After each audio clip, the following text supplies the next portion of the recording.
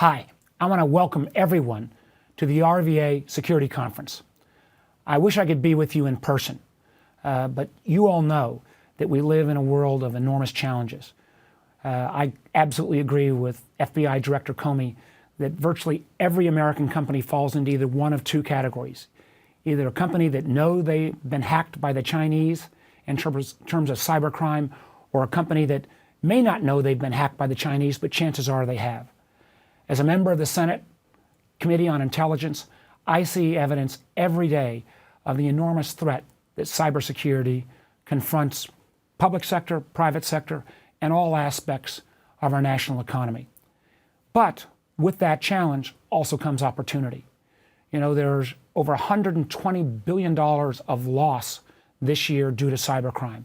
Unfortunately, that's going to be a growing number. It also, though, presents an opportunity. There are over 200,000 unfilled cybersecurity jobs in America. In Virginia, with close to 18,000 of those unfilled jobs that start on average at about $88,000, is an enormous opportunity. And in Virginia, we are uniquely situated. We have enormous intel opportunities. We have enormous capacity in terms of the federal government.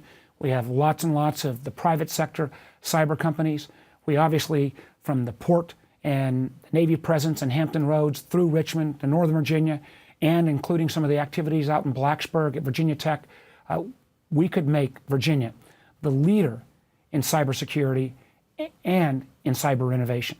How do we do that? Well, I'm looking forward to some of the work from this conference, but I believe we need to work in two areas. One, we need to make sure that we have that cyber workforce. So I've been working with the McAuliffe administration as we try to make sure that from community colleges to our four-year institutions, we have each of those institutions cyber certified. Because quite honestly, many of these jobs in cyber don't require graduate degrees or even four-year degrees, but you can get an entry into this growing field even with a two-year degree. We've got to make sure all our schools have that cyber certifications of excellence. Second, we've got to continue to work with DoD, the intel community, and others, and say that all of the innovation that's taking place in cyber isn't taking place only in the Silicon Valley. We've got to make sure that we continue to promote Northern Virginia, Hampton Roads, Richmond. There's a lot of cyber innovation, a lot of cyber entrepreneurs in the Commonwealth of Virginia. And part of my job is making sure that these new entrepreneurial companies get opportunities to get access to business with the federal government. And then third, we've got to make sure that we do a better job, because of our unique proximity to the federal government, of having our workforce being able to move from the private sector to the public sector and back and forth.